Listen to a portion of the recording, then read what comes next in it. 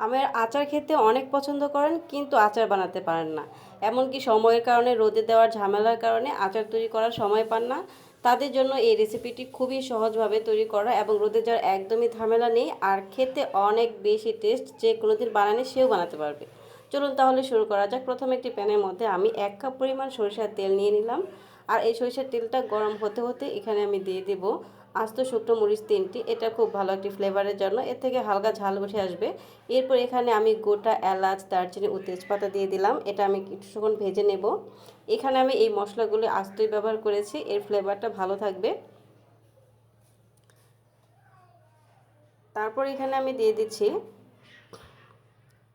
2 চা চামচ পরিমাণ 5 ফোড়ন। এই 5 ফোড়নটাকে হালকা টেলে নিয়ে আমি আধা ভাঙ্গা করে নিয়েছি। তারপর আমি গরম তেলের মধ্যে দিয়ে ভালোভাবে ভেজে নেব। গরম তেলের মধ্যে এই 5 ফোড়ন মশলাটা দিলে এর ফ্লেভারটা অনেক বেড়ে যায়, আশেপাশে 6-7 বাড়ি পর্যন্ত এর গ্রান চলে যাবে। তারপরে এই তেলের মধ্যে আমি দিয়ে দিচ্ছি চিনির পরিমাণ দিয়েছি আমি 1.5 কাপ। যেহেতু আচারটা টক ঝাল মিষ্টি হবে সেই কারণে আমি এখানে 1.5 কাপ পরিমাণ চিনি দিয়েছি। তবে এর চেয়েও বেশি মিষ্টি খেতে চাইলে কিন্তু আপনারা অবশ্যই আরও বেশি চিনি অ্যাড করতে পারেন, যে যার টেস্ট মতো। চিনিটা তেলের সাথে ভালো করে মিশিয়ে হালকা যখন গলতে শুরু করবে তখন এখানে আমি দিয়ে দিচ্ছি সাদা ভিনেগার। সাদা ভিনেগার আমি এখানে 1 কাপ পরিমাণ ব্যবহার করেছি। ভিনেগার দেওয়ার পরে চিনিটা খুব ভালোভাবেই গলে যাবে। তারপর এখানে আমি দিয়ে দিচ্ছি 1.5 চা চামচ পরিমাণ শুকনো মরিচের গুঁড়ি। যেহেতু ঝাল হবে সেহেতু আমি এখানে 1.5 চা চামচ পরিমাণ শুকনো মরিচের গুঁড়ি দিয়েছি। তবে খুব বেশি ঝাল হবে না, হালকা ঝাল হবে।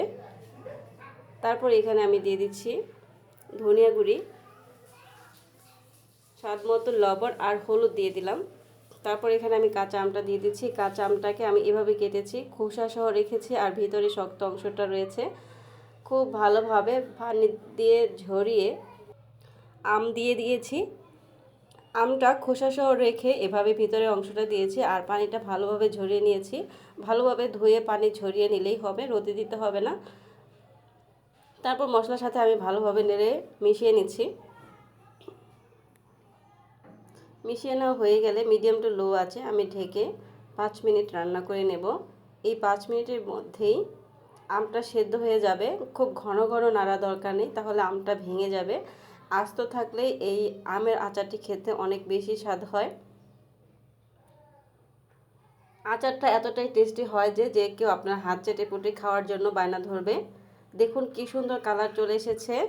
এরপর এখানে আমি দিয়ে দিচ্ছি ভাজা জিরের গুঁড়ি আর মরি গুঁড়ি একসাথে। এই মশলা দুটি অবশ্যই আচার বানানো শেষ হওয়ার দিক দিয়ে দিতে হবে, একদম ওঠানোর আগে দিয়ে তারপর হালকা করে নাড়িয়ে নিতে হবে। অনেক দারুণ একটি ফ্লেভার চলে আসবে। আর দেখতেই তো পাচ্ছেন কতটা ইয়ামি হয়েছে দেখতে, খেতে কিন্তু দারুণ টেস্ট, অনেক সুন্দর গ্রাম। যে কেউ আপনার এই আচারের প্রেমে পড়ে যাবে। আপনাদের কাছে যদি ভিডিওটি ভালো লেগে থাকে অবশ্যই ভিডিওটি